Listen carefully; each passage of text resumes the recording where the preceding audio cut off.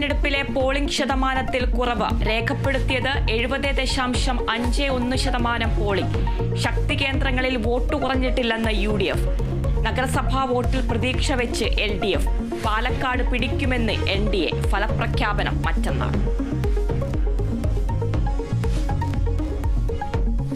ഉപതെരഞ്ഞെടുപ്പിന് ശേഷമുള്ള ആദ്യ മന്ത്രിസഭാ യോഗം ഇന്ന്. ഉരുൾപൊട്ടൽ ദുരിതബാധിതരോടുള്ള കേന്ദ്ര അവഗണന ചർച്ചയാകും. മുഖ്യമന്ത്രി വിളിച്ച MP-മാരുടെ യോഗവും ഇന്ന്.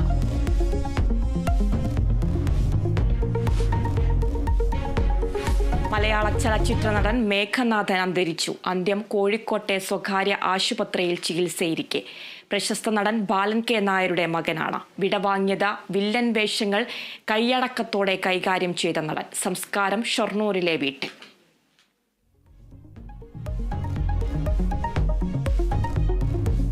ഗൗതം അദാനിക്കെതിരെ അമേരിക്കയിൽ വഞ്ചനയ്ക്കും തട്ടിപ്പിനും കേസ്. സോളാർ പദ്ധതി കരാറുകാർക്കായി ഇന്ത്യയിൽ കോഴ നൽകിയെന്ന കുറ്റപത്രം. മരുമകൻ സാഗർ അദാനി ഉൾപ്പെടെ 7 പേർ പ്രതിപ്പട്ടികയിൽ.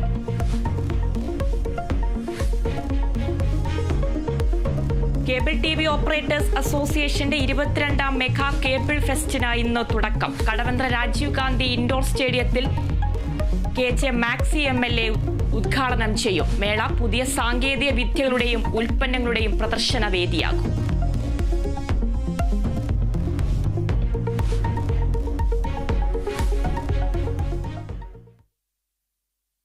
ഗൗതം അദാനിക്കെതിരെ അമേരിക്കയിൽ വഞ്ചനാ കേസ്. ഉദ്യോഗസ്ഥർക്ക് കൈക്കൂലി നൽകി 2109 കോടി രൂപ സോളാർ പദ്ധതി കരാറുകൾ നേടിയെന്നാണ് കേസ്. വിവരം മറച്ചുവെച്ച് അമേരിക്കയിൽ വൻ നിക്ഷേപ തട്ടിപ്പ് നടത്തിയെന്നും കേസുണ്ട്. വിവരങ്ങളുമായി വിനയ രാജിച്ചിട്ടുണ്ട്.